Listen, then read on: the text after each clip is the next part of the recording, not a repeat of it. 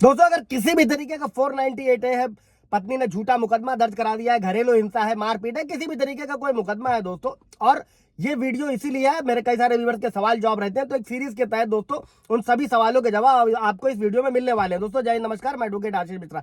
Like कर दीजिएगा, share कर दीजिएगा, सब्सक्राइब कर दीजिएगा, ताकि ये इन्फॉर्मेशन और लोगों को मिल सके। दोस्तों अगर किसी भी तरीके का उन पर ऐसा केस चल रहा है तो वो कैसे इस केस से बचकर निकल सकते हैं, झूठे आरोपों से कैसे निपट सकते हैं। दोस्तों पहला सवाल लेते हैं दोस्तों कि पति हमेशा मारपीट करता है और शादी के बाद दहेज की मांग करता है, और काफी साल झेलने के बाद में क्या हुआ, आखिर में 498 है पत्नी ने दायर कर दिया, और कोर्ट ने क्या किया कि आदेश किया कि पत्नी को घर ले जाए, उसे सम्मान के साथ उसकी शर्तों पर उसके पति अपनी पत्नी को रखे और उसे जमानत दे दी जाए। दोस्तों लेकिन उसने अपने घर ले जाने के बाद फिर से उसे प्रताड़ित करने लगा, पिटाई करने लगा, पैसे की मांग करने लगा, और साथ में ये कहता है कि मैं तुम्हें मारूंगा, अगर तुम्हें कोई समस्या है तो तुम मुझे जेल भेजो। अपनी बेटी और बेटे को भी पीटता था। दोस्तों ये व्यूअर्स का सवाल था, और अगर मैं उसकी क्रूरता के बारे में कोर्ट में शिकायत करता हूं तो क्या उसकी जमानत रद्द हो सकती है दोस्तों, या फिर उसे दंडित किया जा सकता है? ऐसी स्थिति में पत्नी वैवाहिक घर में रह सकती है या नहीं रह सकती, जहां पर पत्नी प्रताड़ित हो रही है और पत्नी पिता के घर जा नहीं सकती है, क्योंकि कई सारी सिचुएशंस होती हैं दोस्तों, गरीबी होती है और भी कई सारी चीजें होती हैं। उत्तर ये है दोस्तों कि हाँ, अगर वो ससुराल में रह सकती है, उसे अपने पति की जमानत रद्द करने के लिए जो भी कोर्ट होगा वहां पर अर्जी दाखिल करनी होगी, साथ ही नजदीकी पुलिस थाने में शिकायत दर्ज करी जा सकती है, और ऐसे में पत्नी को क्या होगा, उसको घर में रहने का आदेश भी वो ले सकती है दोस्तों कानून के तहत। उस पर पूरी धारा पे पूरा ब्रीफ वीडियो आप जाकर देख सकते हैं।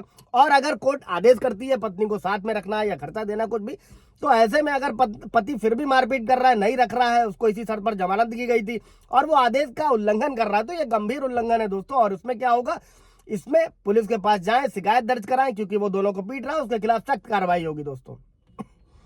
अभी दूसरे सवाल की तरफ बढ़ते हैं दोस्तों। व्यूअर का सवाल था कि मेरी भाई की पत्नी ने पति पर यानी कि अपने हस्बैंड पर घरेलू हिंसा और दहेज की मांग का मामला दर्ज कराया। अब ये दोनों अलग रह रहे हैं, यानी कि पति पत्नी अलग रह रहे हैं, और मेरा भाई अपने माता पिता के साथ में रहता है, यानी कि जो पति है वो अपने माता पिता के साथ रहता है, और अब वो उसके घर आकर यानी कि पत्नी घर आकर वापस रहना चाहते हैं, और अब नहीं चाहते हैं घर वाले, यानी कि पति के घर वाले नहीं चाहते हैं कि पत्नी घर पर आकर रहे। तो ऐसे में कानूनी तौर पर क्या किया जा सकता है दोस्तों? उत्तर क्या है, सबसे पहले अपना केस डिफेंड करना है अगर पत्नी ने झूठे मामले दर्ज कराए और ऐसा कुछ किया है दोस्तों। इसमें यह भी समझिएगा कि पत्नी के पक्ष में जो निवेश आदेश है, घर में रहने का अधिकार मिलने की संभावना है, और अगर आप अपनी शादी को जारी नहीं रखना चाहते हैं तो आप उसके खिलाफ तलाक का मामला दर्ज कर सकते हैं। अगर आप उसके साथ रहने को तैयार है तो उससे कहिए कि पहले वो अपना केस वापस ले ले, तभी आप उसे स्वीकार करेंगे। चुनना आपको है दोस्तों।